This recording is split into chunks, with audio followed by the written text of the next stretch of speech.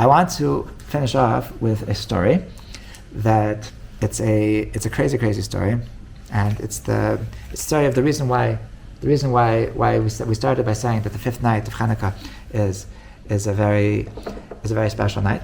So it's a crazy, crazy story. The story goes like this. Okay, this is Moshe Tzvi Greenwald was telling the story, or maybe that he was. I think he was the father of the story. Okay, so there was a guy named Greenwald. That his father is Moshe Tzvi Greenwald, and Moshe Tzvi Greenwald. So he was born in 1911 in Lodz, and so when he was 8 years old, so his father passed away, and so they sent him to his uncle. His uncle was Rav Nachum Zember. Rav Nachum Zember was a huge Talmid Chacham. He was a Ger Chassid, and he was killed in the Warsaw uprising. And so, everybody knew he has Sfarim that everybody uses. He was the story that I once told you about Mike Tress from Aguda, that when they told him that Rav Nachum Zember had been murdered, so he fainted. He fainted from the how about that. So Menachem Zember was bringing up Moshe Tzvi Greenwald, and he made sure that everything was they would take care of. He sent him to school, and he learned with him chavrusas, and he was mamish. So then, when he was 17 years old, and in 1928 was the chasna of the Lubavitch Rebbe. The Lubavitch Rebbe married the Rebbe Tzvi Mushka on Yudalet Kislev in 1928, and so it was the huge chasna. It was the biggest thing in the century, and so Menachem Zember is one of the Gedolei Ador. So he came to give mazel tov to be part of the simcha. So he comes to say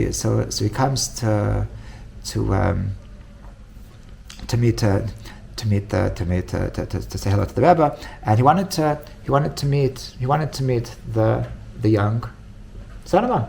Who we know as the Rebbe. He wanted to meet the Reb Nachum Mendel, and so he made a time. He wanted to meet him in the hotel sometime during the Shabbat brachas. So he made up a time. He came to the hotel, and they were talking and learning. And Reb Nachum Zember was blown away by how much he knew and by his wisdom, and they were talking about lots of different things. And he was years later he would talk about how amazing the Lubavitch Rebbe was, and so this Greenwald. So because he had been accompanying him, he was 17 years old, and he gets the VIP, he gets into all these things. So he's also there with the hotel, and so before he leaves, so the Rebbe, so he looks at Greenwald, 17-year-old boy, and he says, Do you know why that the Minhag Hasidim that they verbrang on the fifth night of Chanukah? And so he didn't know, and Menachem Zember also didn't know, and he told him that the reason is because what's special about the fifth night of Chanukah is that the fifth night of Chanukah is the only night of Chanukah that can never fall out on Shabbos, and this represents there is great darkness. There is such a great darkness that even Shabbos can't enter this darkness, and the mitzvah of the fifth night of Chanukah is that to be able to take this great darkness, and even that you should light it up. And that is the tafkid of every Yid, that wherever you go, whether you're in Varsha, whether you're in New York, whether you're in London, that to go to the deepest darkness and make sure that you always light up that darkness. And with that they parted, then he went back. So then came the Holocaust. And so Moshe Tzvi Greenwald, so he was the ghetto, then he was in the concentration camps, and he had been married, had 5 kids, and they were all murdered in front of him. But he escaped to Philadelphia. He was in the DP camp for 2 years, and then eventually escaped, and so he had some relative that took him in, and so he was after losing everything, he was completely broken, and the relative of his, so they made a shidduch with the guy who was telling the story with his mother for a second marriage, but he was really not so ready. He was still broken. Like they were like pressuring him. You're like, it's not not good to get married if you're not ready to get married. But I guess after the war it was different. And so now to Mechazek him. So they wanted to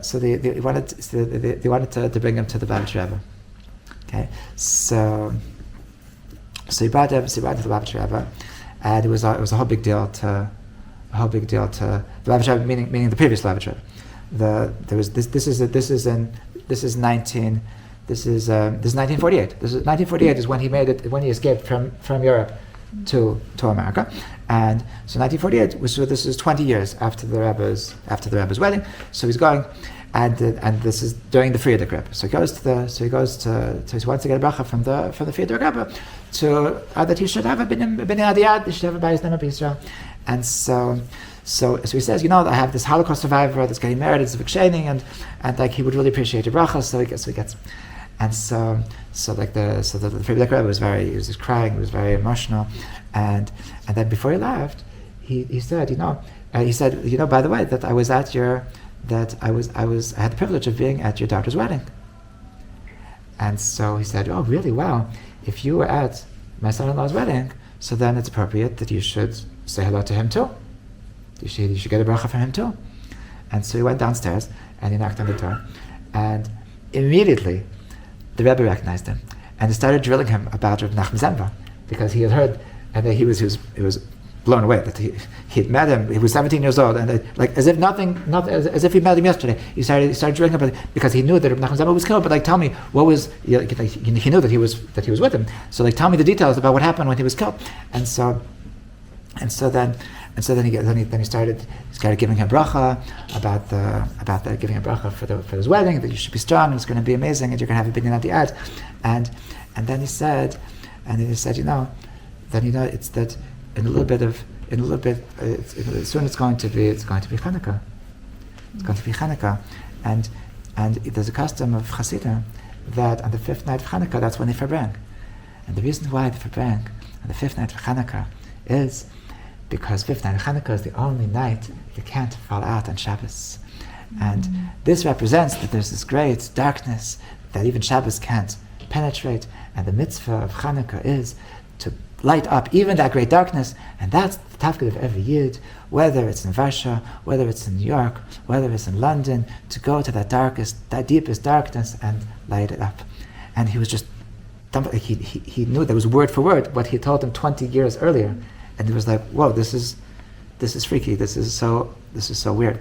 And so they went back, and they got married, Baruch Hashem, and he had his first son. That was the person telling the story. Is the first son, and then eventually he got connected to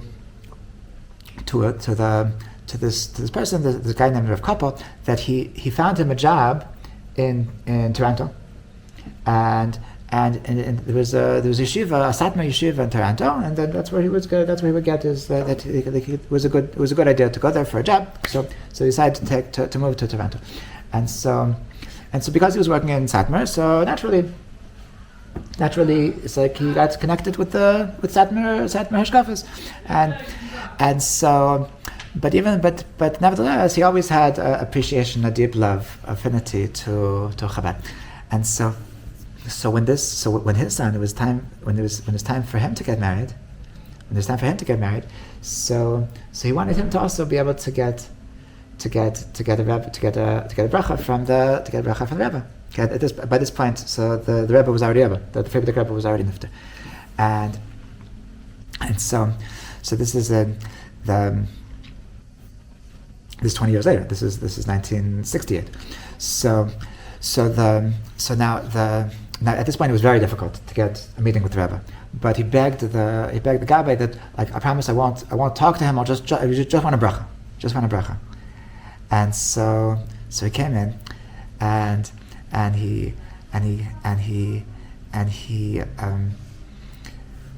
said it's been the first time he said he once again he immediately recognized him, and he said it's been 20 years that you haven't seen me, and it's about time, especially since my father-in-law sent you to me. My father-in-law sent you to me, so how come it took you 20 years to get to me? So he said, we told him my son was getting married, and gave him a bracha, and he told his father that just like you came to my wedding, I want to give you a bracha that you should be able to be there at your grandchildren's wedding. Mm. And he was very moved by that blessing. And then before he left, so he said, it's almost Chanuka, so I want to tell you a Torah. That Hasidim have a minhag, that on the 5th night of Chanukah they farang. Why they farang on the 5th night of Chanukah? Because 5th night of Chanukah is the only night that can't fall on Shabbos. And that represents the greatest darkness, and that's the tachlis of every year, that even in the greatest darkness, whether it's in New York, whether it's in Philadelphia, whether it's in London, to always lighten up the greatest darkness. And he was just, he said he doesn't remember like the leaving. So that now before he left, so he said, the guy, I promised the guy I wouldn't talk to you, but if you permit me, I want to ask you a question. I want to ask you one question. And he says, if the Rebbe sends you to me, meaning his father-in-law, if the Rebbe sends you to me, so then I have to answer all the questions. So he said, I'm connected to Satmar, and Satmar, there's a lot of antagonism towards Chabad. They say, like, how can you be so nice and embracing to all these non-religious people? That doesn't it say in the Torah that that the people that hate you, I hate them too. So if you hate them, so why are you hugging them? Why are you connecting with them? So the Rebbe told him that tell me something. If one of these Satmar people, if one of their daughters would somehow go off the derech, what would they say? Would they say, yeah, I hate her? That they would say, this is an exception. They would say that, no, you can't, she's my daughter, she's my family, I can't just let her go. So then he banged on the table and he says, my father-in-law, that's how he looks every year. HaKadosh Baruch Hu, that's how he looks every year. His family, it's my daughter, I can't just forget him. There's no such thing as somebody that I can forget. And that was the last thing to get. So he goes back, okay, he gets married, and then 10 years later, so his brother gets engaged, and so his brother gets engaged to a girl from London. So, and this is they're living in Toronto now, and they're flying to London, and so before they leave for the wedding, so his next door neighbor comes to him and says, I want to speak to you privately, to the father. And he says that there's son, he starts crying, and he starts telling him that I have a daughter that she stopped being religious. And like I didn't notice the beginning, and then but one thing led to the next. And 2 weeks ago she told me that she's running away with her non-Jewish boyfriend, and they're living in London. And I know that you're going to London now, that is there anything you could do? Could you help her? Could you try to bring her back? I said, I don't know what I can do, but like, I'll see what I can do. Like, so he goes to London, and he meets his in-laws, and we're talking to his in-laws about it, and he says, like, listen, I don't know what I can, if I can help you, but there's a Chabad guy here, his name is Rav Gluck. And so maybe Rav Gluck can help you. And so he makes some phone calls, tries to get some details. Anyway, so they go through Shavuot Brachos, and the night before they leave, so he gets a phone call from Rav Gluck. He says, from Rav Gluck, from the Chabad Shliach in London, and he says, I have a surprise for you. Come over right away. He comes into Rav Gluck's house, and he sees this girl crying, and this is the daughter of the neighbor, and he says she wants you to take her home. She wants you to take her home. And he looks up, and he looks at the window, and he sees Chanuka candles. He sees 5 Chanuka candles.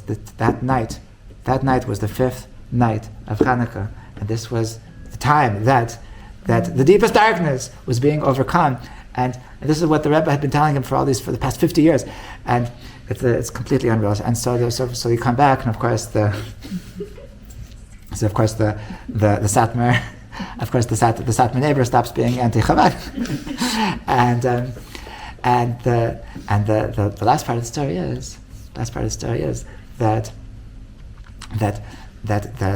about 20 years after that, so the person telling the story, that his oldest daughter got married, and a week after the Sheva Brachos, his father passed away.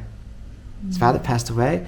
It was his father passed away Yud Daled Kislev, the same day of the Rebbe's chasna, and that he said, just like you came to my wedding, so you should come to your grandchildren's wedding, and that was the last wedding of this story, all about the darkness and overcoming all the darkness. So this is why we're breaking tonight, and this is why this is really the essence of Chanukah. This is really the fifth night of Chanukah. Really represents that there is this place inside of our hearts, this place of just burning connection to Hashem that cannot be extinguished, that there is no darkness in the world that can extinguish this fire, and this is what we're celebrating. This is really the light of Chanukah, the light of Torah Sheba'al Peh, the light of our connection to Hashem. So, l'chaim.